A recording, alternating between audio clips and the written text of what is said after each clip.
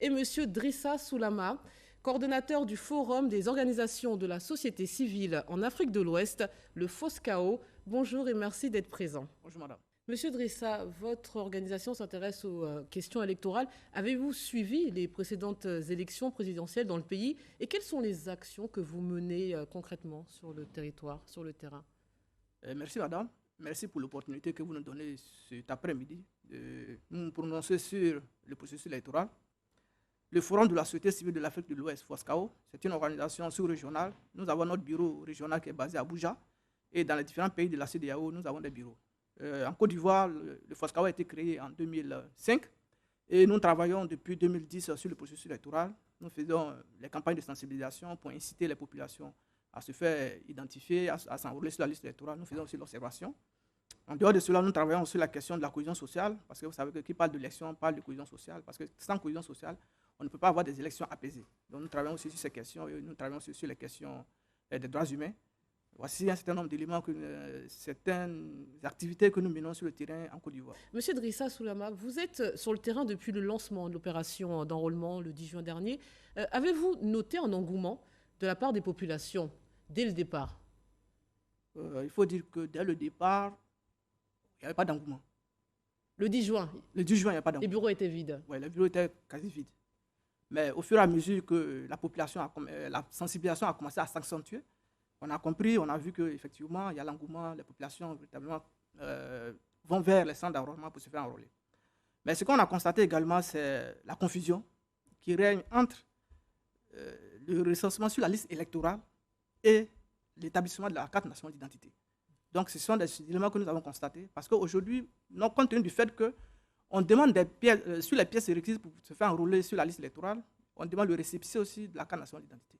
Donc, il y a certaines populations qui veulent avoir le récépissé de la carte nationale d'identité pour aller se faire enrôler sur la liste électorale. Donc, ça fait qu'il y a une confusion qui s'installe aujourd'hui à ce niveau-là. Et la sensibilisation contribue véritablement à éclaircir ces éléments-là et à aider les populations à faire le meilleur choix pour pouvoir se faire enrôler sur la liste électorale. Monsieur Drissa Soulama, est-ce un délai raisonnable selon vous? Est-ce suffisant? 6 jours de plus? Quand vous voyez, vous le dites vous-même, l'engouement des Ivoiriens. Je ne dirais pas que c'est suffisant, mais je pense que c'est quelque chose à saluer. Il faut le saluer parce que ce que nous avons constaté sur le terrain, c'est que, vu que c'est maintenant que la sensibilisation a commencé, les populations, certaines, c'est aujourd'hui que ces populations commencent à établir les documents pour se faire enrôler sur la liste électorale. Donc, nous étions à Dimbokro, à Daloa, on a constaté cela. Donc, aujourd'hui, en prolongeant, ça permet à certaines personnes qui avaient déjà des documents et qui étaient dans l'impossibilité de se faire enregistrer sur la liste électorale, de pouvoir le faire. Donc je pense que c'est une opportunité pour les populations et que nous saluons cette opportunité et nous disons merci à la Commission pour pouvoir pour prolonger ces 6 jours et permettre à ces populations qui étaient déjà en retard de pouvoir s'enregistrer sur la liste électorale. Parce qu'il y en a beaucoup. Alors en Côte d'Ivoire, le vote n'est pas obligatoire, mais c'est un droit. Comment l'État peut s'y prendre pour que les citoyens jouissent pleinement de ce droit? Monsieur Drissa. Merci.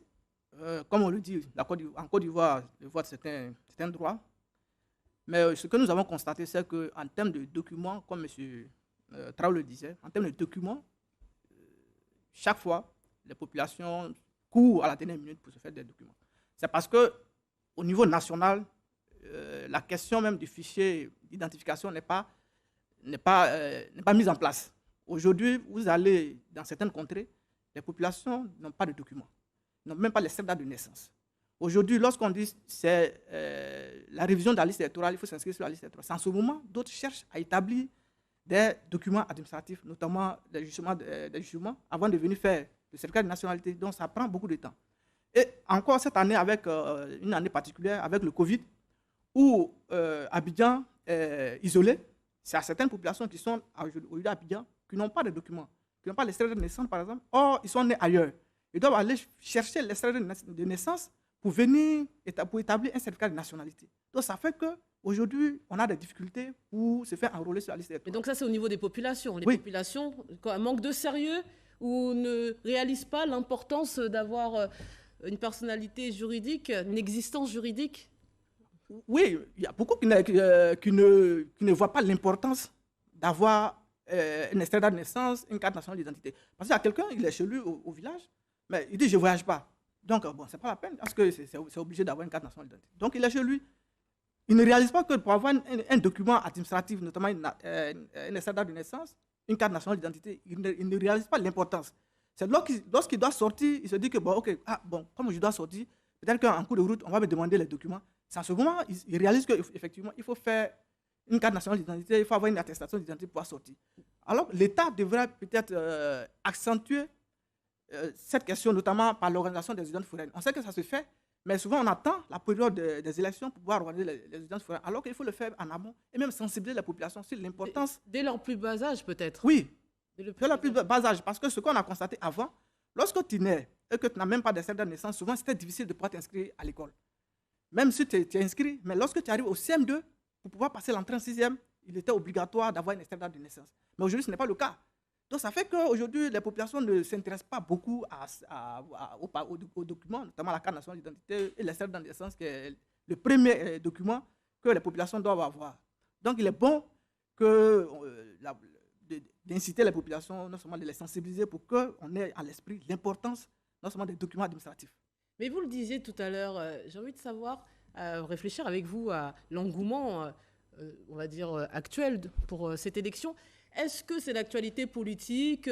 Est-ce que l'enjeu politique fait d'alliance et de recomposition peut, à votre avis, susciter plus d'engouement au sein à la fois des partis politiques et auprès de leurs militants? Est-ce que c'est une élection qui est peut-être plus ouverte que les précédentes et qui expliquerait l'intérêt des populations? Oui, je dirais que c'est une élection qui est plus ouverte. Lorsqu'on se réfère à 2010, c'était le même engouement. Parce qu'aujourd'hui, le champ politique, il y a une recomposition sur le champ politique. Il y avait des alliances qui se sont plus ou moins disloquées. Voilà. Donc, aujourd'hui, personne ne peut dire que je vais aller gagner immédiatement. Donc, aujourd'hui, c'est un enjeu majeur. Et aujourd'hui, toutes les populations, toutes les partis politiques se préparent pour la conquête du pouvoir. Donc, aujourd'hui, c'est quelque chose qui est important, non seulement pour les partis politiques, de faire en sorte que, au soir du 31 octobre, le candidat puisse être soit au second tour ou gagner. Voilà. Je vous laisse la parole pour revenir sur un événement. Sur saisine de l'opposition, la Cour africaine avait demandé à la Côte d'Ivoire de réformer sa commission électorale. Et le 29 avril 2020, la Côte d'Ivoire a retiré sa déclaration de compétence de la Cour africaine des droits de l'homme. Monsieur Drissa Soulama, en tant que représentant d'une association à vocation régionale, comment avez-vous accueilli cette décision? Merci. Il faut dire que la Côte d'Ivoire était citée parmi les pays, était citée comme un exemple parmi les pays en Afrique, parce que la Côte d'Ivoire est le pays qui a adopté une loi de protection des défenseurs des droits humains. Ça, c'est quelque chose d'important. Il y a moins de pays qui l'ont fait. La Côte d'Ivoire l'a fait.